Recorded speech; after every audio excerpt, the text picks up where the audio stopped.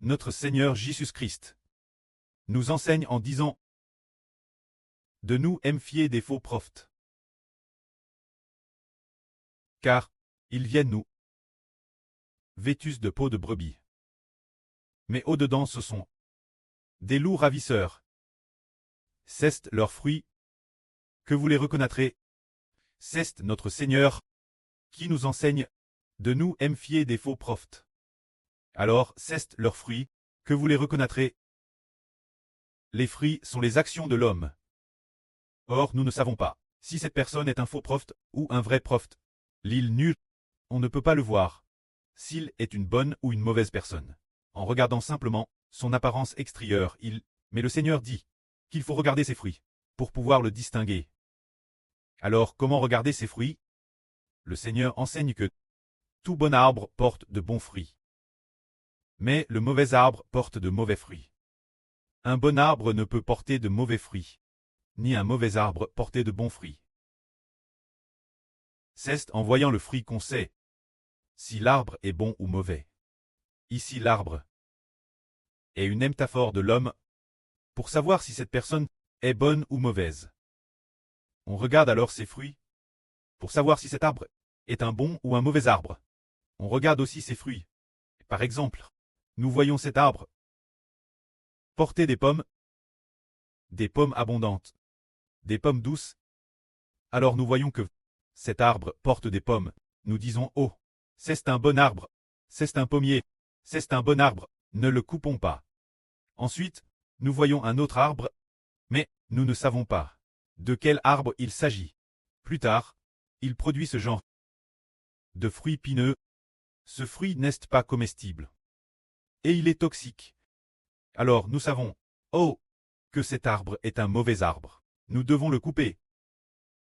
Alors nous, en regardant les fruits, en regardant quel genre de fruits l'arbre porte, nous saurons si cet arbre est un bon arbre ou un mauvais arbre. S'il porte des pommes, des fruits de pommes, alors nous savons, oh, que cet arbre est un pommier. S'il porte un autre type de fruit qui est toxique, si quelqu'un le mange par Monsieur Garde, ce genre de fruit toxique, alors on sait que cet arbre est un mauvais arbre. De la même manière, nous regardons si cette personne est bonne ou mauvaise. Nous ne pouvons pas juger sur son apparence physique. Nous devons regarder ses actions. Si ses actions montrent beaucoup d'amour, de la compassion, et s'il parle avec GRS, alors on dit « Oh, les fruits de cette personne sont bons. Ses paroles sont pleines de grâce. Les choses qu'il fait sont justes. Alors cette personne est bonne. » Pourquoi est-ce une bonne personne? Les bonnes actions viennent de l'esprit en lui. C'est le bon esprit qui fait la bonne personne. Mais nous devons regarder cette autre personne qui commet l'impudicite, qui adore aussi des idoles, et de plus, qui ment, et qui a fait en secret toutes sortes de méfaits de corruption. Alors nous voyons que son comportement est ainsi. Alors ce fruit est un mauvais fruit. Donc c'est une mauvaise personne. L'intérieur est mauvais. Ainsi nous comprenons qu'en regardant le fruit, on sait s'il est bon ou mauvais.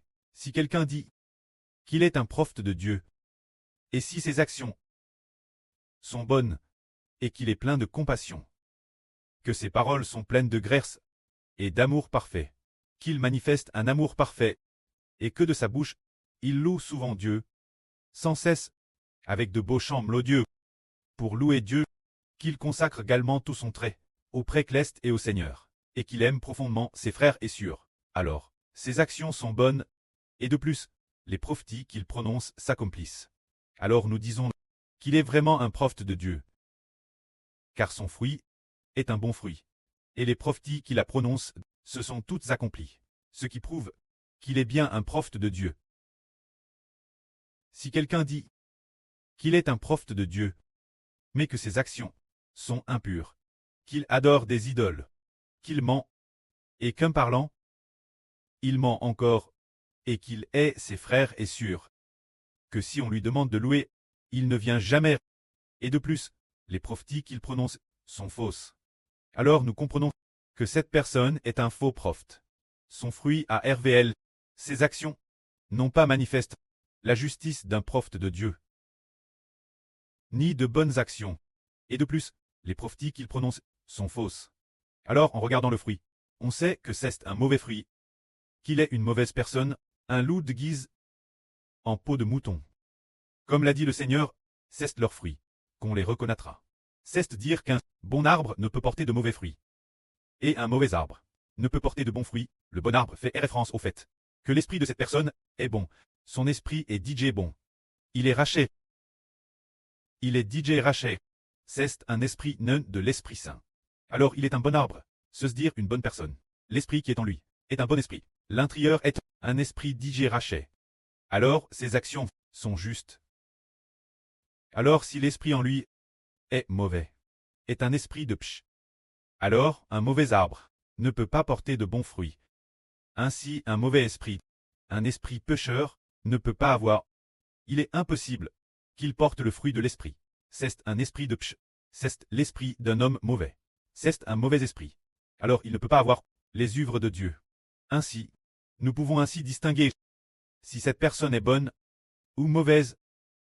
Et le Seigneur Christ a aussi enseigné quel genre de personne est celle qui obéit aux enseignements du précleste. Car le Seigneur a dit, seul celui qui obéit au commandement du précleste pourra entrer dans le royaume des cieux. Le Seigneur a enseigné ainsi. Ce ne sont pas tous ceux qui me disent, Seigneur, Seigneur, qui entreront dans le royaume des cieux, mais seulement celui qui fait la volonté de mon précleste pourra y entrer. En ce jour, beaucoup me diront, Seigneur, Seigneur, n'avons-nous pas prophétisé en ton nom? Et en ton nom, chasse des esprits mauvais, et en ton nom, fait beaucoup de miracles. Alors, je leur déclarerai ouvertement, je ne vous ai jamais connu, retirez-vous de moi, vous qui ne respectez pas la loi de Dieu. Alors pourquoi le Seigneur dit-il, je ne vous ai jamais connu, alors qu'ils disent, Seigneur, Seigneur, nous avons tous en ton nom fait beaucoup de miracles, prophéties, chasse des esprits mauvais. Mais le Seigneur dit, je ne vous ai jamais connu. Qui sont ceux que le Seigneur connaît? Le Seigneur connaît les brebis du Seigneur. Les brebis du Seigneur écoutent toute la voix du Seigneur. Ensuite, ceux qui sont NS de l'Esprit sont les brebis du Seigneur.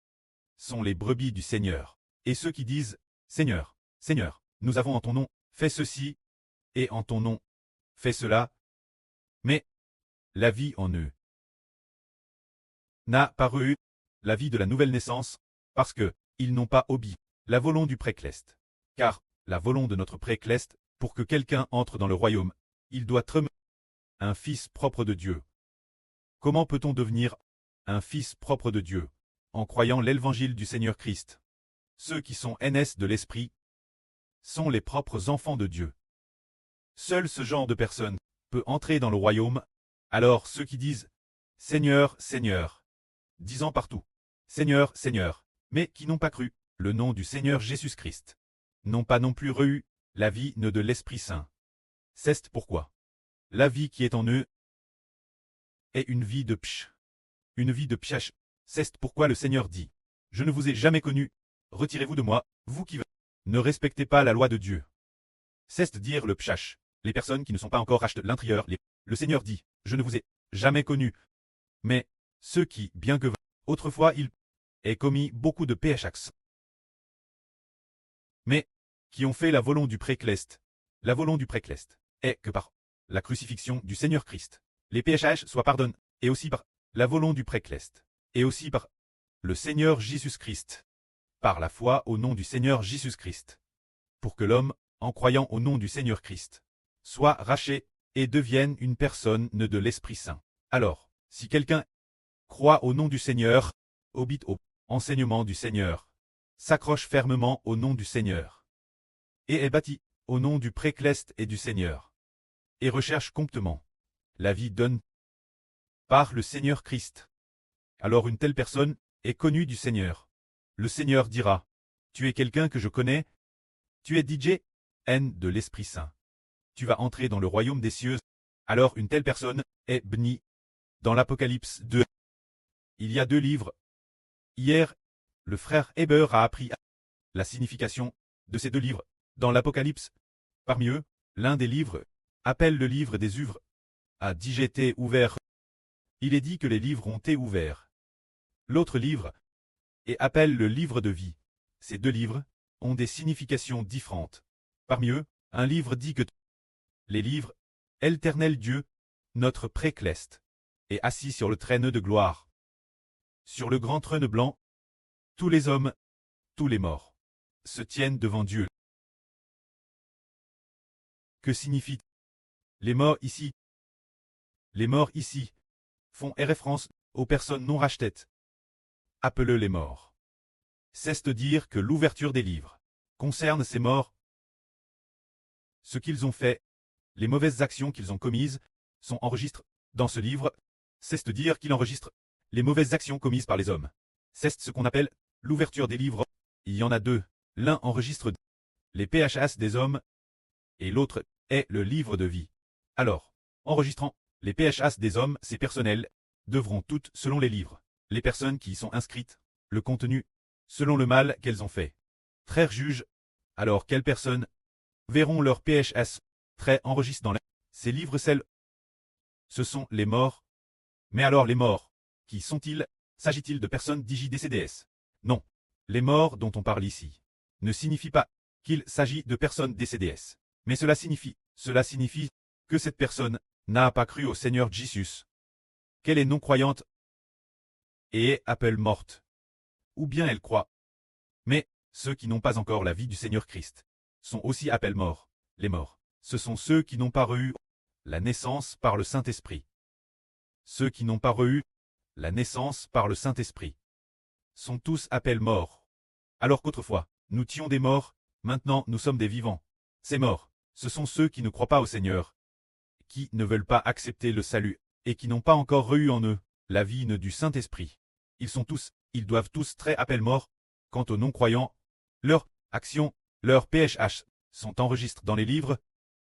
Quand les livres s'ouvrent, c'est pour que leurs PHS soient tous consignés, déploys, expo en détail. Autrefois, quelles actions pécheresses tu as commises? C'est dévoile, c'est vu, bien. Selon ce que tu as fait autrefois, les PHS que tu as commis, tu seras jugue et jet dans le tang de feu et de soufre. Alors, un autre livre appelle le livre de vie. Le livre de vie dit, oh, celui-ci est un vivant, les vivants dignes.